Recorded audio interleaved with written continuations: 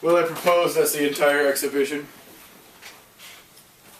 It's truly stupidifying. I haven't digested half of it, you know. Would you like to revisit any of it again? No thank you, not now. This morning's taken its toll already. Tired of listening to sounds? Yes, it's a dreadful post. I thought myself fancy because I can't dictate 24 distinct vowel sounds. But your 130 quite best me. I can't hear a bit of difference between the most of them. Oh, that cometh with practice. Your ears are no different at first, but you keepeth in listening, and presently you find it that they're all as different from A as from B. What is your quarrel? A young woman wanted to see you, sir. A young woman? What does she wanteth? Well, sir, she saith you'll be glad to see her when you know what she's cometh about. She's quite a common girl, sir. Very common indeed.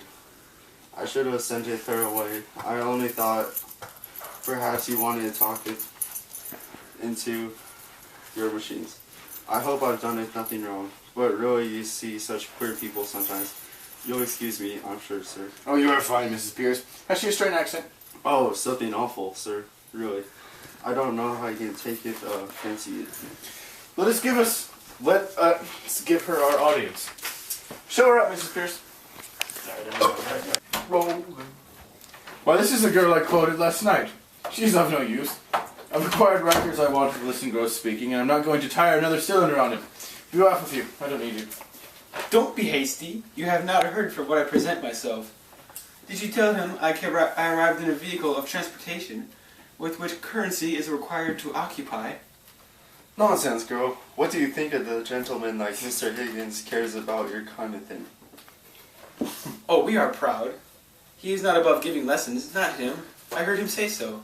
Well, I did not come here to ask for any sweet words, and if my money's not good enough, I can mosey to another location. Good enough for what? Good enough for you. Now you know, don't you? I've come to be learned by you, and for them provide you monetary compensation. Make no mistake. Well, what do you expect me to say to you? Well, if you were a gentleman, you might request me to seat myself, I think. Don't you understand I mean to bring you business? Shall we ask this baggage to sit down, or shall we cast her out the window? I won't be called a baggage when I've offered to pay like any lady. What do you require, my girl? I want to be a lady in a flower shop instead of selling at the corner of Tottenham Court Road. But they won't take me unless I can talk more genteel. He said he could teach me. Well, here I am, ready to pay him, not asking any favor, and he treats me as if I was dirt. How can you be such a fool as to think you can afford to pay Mr. Higgins? Why shouldn't I? I know what lessons cost, as well as you do, and I'm ready to pay. How much? Now you're talking. I thought you'd come off it when you saw a chance of getting back a bit what you chucked at me last night. You had to drop in, hadn't you? Seat yourself. Well, if you're going to make a compliment of it... Seat yourself. Seat yourself, girl. Do as you're told.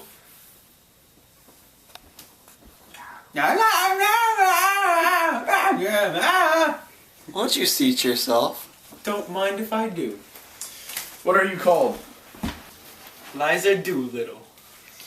Liza, Elizabeth, Betsy, and Bess, they went off to the woods to get a bird's nest. They found a nest with 4 eggs in it. They took one apiece and left 3 in it.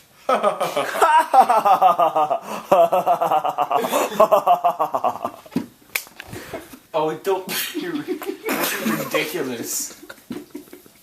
You mustn't speak to the chaps like that. Why would you speak the kindness with me? Cometh back to business. How much do you propose to payeth me for the lessons? Oh, I know what's right. A lady friend of mine gets French lessons for 18 pence an hour from a real French gentleman.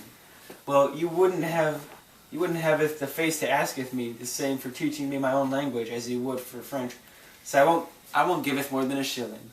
Taketh it or leaveth it. You know, Pickering, if we considereth a shilling not as a simple shilling, but as a percentage of this girl's income, it worketh out to a fully equivalent to 60 or 70 guineas from a millionaire. How so? Figureth it out. A millionaire has about 150 pounds a day. She earneth about half a crown.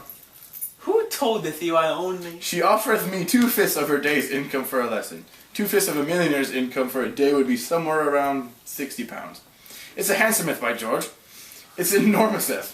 It's the biggest offer I've ever had. 60 pounds? What are you talking about? I never offered you 60 pounds. Where would I get it? Holdeth your tongue. But I ain't got 60 pounds. Oh. Don't cry, you silly girl. Sit down. Nobody's gonna touch it with your money. Somebody's going to touch you with a broomstick if you don't stop sniveling. Sit down. I'm already sitting.